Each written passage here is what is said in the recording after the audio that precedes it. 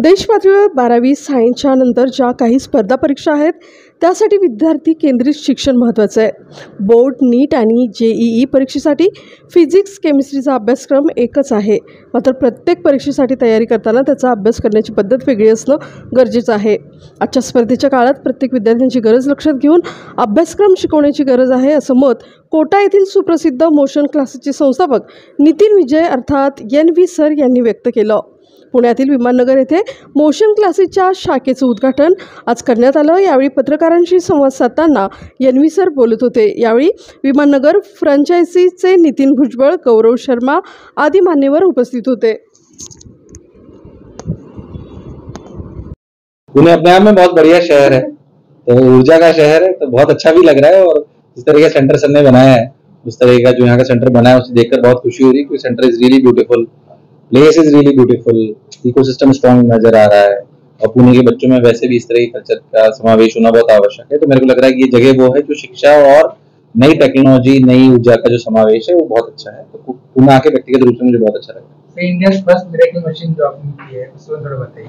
So basically, before telling you about the miracle machine, I really want to jump into the philosophy of the organization. So it will be easier for you to understand how basically we have built ourselves. So it started with my own journey. मैं एक middle class family से आता हूँ, मध्यवर्गीय परिवार से आता हूँ, और मैं पढ़ने में एवरेज बच्चा था. But somehow because of hard work, I got selected to IT. So what we believe, how we differentiate ourselves is that what we believe is that customization in education can change the scenario of education. आज की हमारी शिक्षा परिपाटी में मैं वो थोड़ी सी और बात बताता हूँ, अगर आप लोग समझे तो आप शायद मेरी बात अच्छे समझ में आए. आज से 5000 वर्ष पूर्व जब गुरुकुल परिपाटी थी, तो राजाओं के बच्चे, मंत्रियों के बच्चे, ये सभी बच्चे जाया करते थे गुरुकुल में. और यहाँ पे वही जा पाते थे. कुमार का बच्चा नहीं जा पाता था, कोई बच्चा नहीं जा पाता था. सिर्फ राजा का बच्चा था, मंत्री का बच्चा जाता था. बहुत बड़ा अगर जमींदार हो गया तो उसको चला जाए, बाकी कोई नहीं जाए. और जो गुरु होता था उसे पता होता था कि राजा का बच्चा है, इसे राजा ही बनाना है. या राजा के 5 बच्चे, तो एक को धनुर्विद्या में अच्छा करना है, एक को गदा युद्ध में अच्छा करना है, या कोई चाणक्य नीति में जाएगा. वो पहले से आपसे लेता था और उसी के हिसाब से उसका करिकुलम डिजाइन करता था और उसी के हिसाब से उसको पढ़ाता था.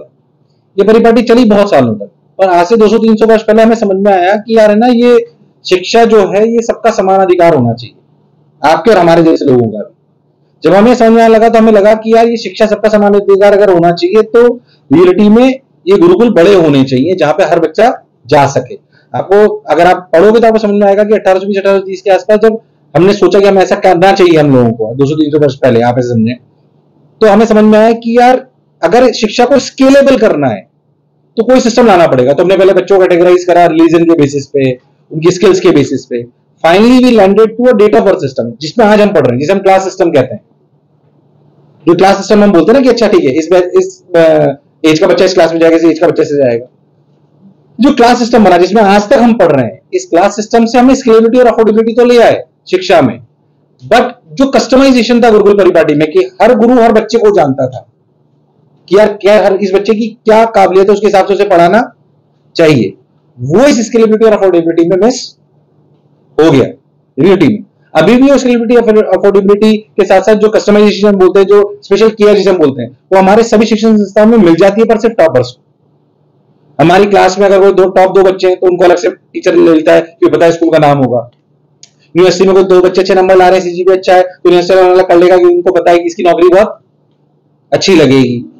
पर रियलिटी में आपके और हमारे जो बच्चे हैं जो पढ़ते तो हैं, मैं उन्हीं को बिना पढ़े किसी का कुछ हो सकता है, नहीं हो सकता. और जो पढ़ते तो हैं पर उनकी स्पेशल केयर नहीं, उनके लिए अलग कोई करिकुलम नहीं है. It is one size fits all वाली फिलॉसफी है. एक टीचर आया, उसने पढ़ाया, बात खत्म, it is finished.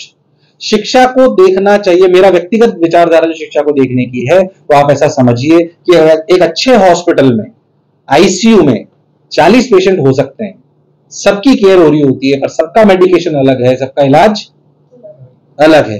We should compare our classes with that, कि हो सकता है हमारी एक क्लास में 50 से 100 बच्चा हो. ये वैसा ही है कि एक ICU में बहुत सारे पेशेंट्स हैं, बट सबका इलाज अलग होना चाहिए, पर साथ ही साथ इलाज सस्ता भी होना चाहिए.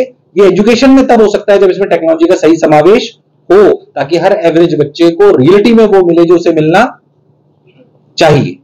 ये फिलॉसफी का पार्ट है. पहली बात, इस फिलॉसफी को अचीव करने के लिए we have built so many solutions. So the philosophy is that by integrating technology with the physical classroom can customize the education for every kid, specially for science based competitive examination जिसके हम expert हैं. हम kindergarten में नहीं है, हम K-12 में नहीं है, हम यूनिवर्सिटीज में नहीं है, हम किसी कंपल्सिव कोर्सेज में नहीं है, हम ऐसे कोर्सेज में है जो देश के सबसे टफ एग्जामिनेशन में से काउंट होते हैं, जो कि कॉम्पिटिटिव एग्जामिनेशन है वो भी साइंस बेस्ड. यहाँ पे कस्टमाइजेशन की नीड बहुत ज्यादा है क्योंकि यहाँ पे नंबर की नहीं रैंक की लड़ाई है.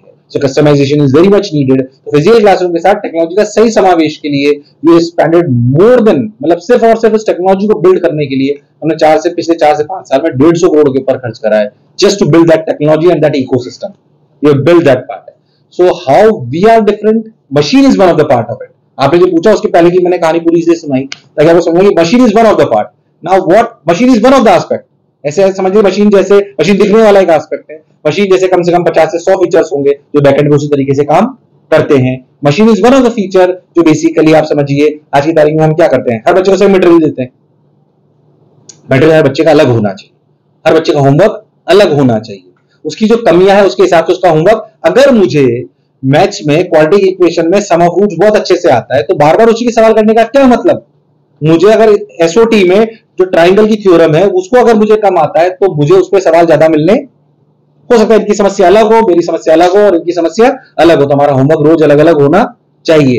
We have achieved that by using machine learning and AI and technology. So that machine, what miracle machine do is that every time whenever a student comes to the center he has to put his roll number, he'll get a OTP on his phone, he has to put that OTP on the machine and then he'll get a customized homework which is individually customized for him.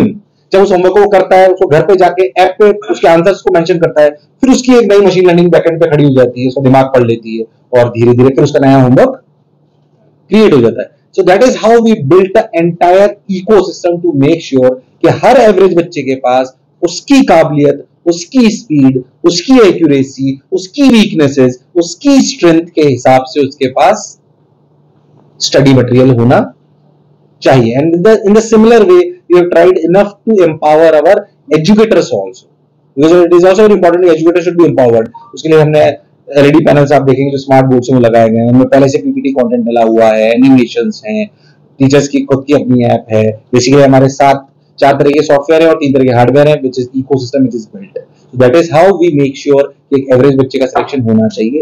And how we again differentiate ourselves is that जो 2 parameter हमें लगते हैं that differentiate us is that we do not only focuses on toppers, we focuses on students those who really want to do hard work, जो कई बार अलग हट जाते हैं जिन पे लोग ध्यान नहीं देते. Second, in terms of money हम ये नहीं बोलते हैं कि मोशन सबसे सस्ता इंस्टीट्यूट है क्योंकि सस्ता तो कुछ भी हो सकता है, पर ऐसे सस्ते का क्या फायदा जिससे सिलेक्शन ही ना हो.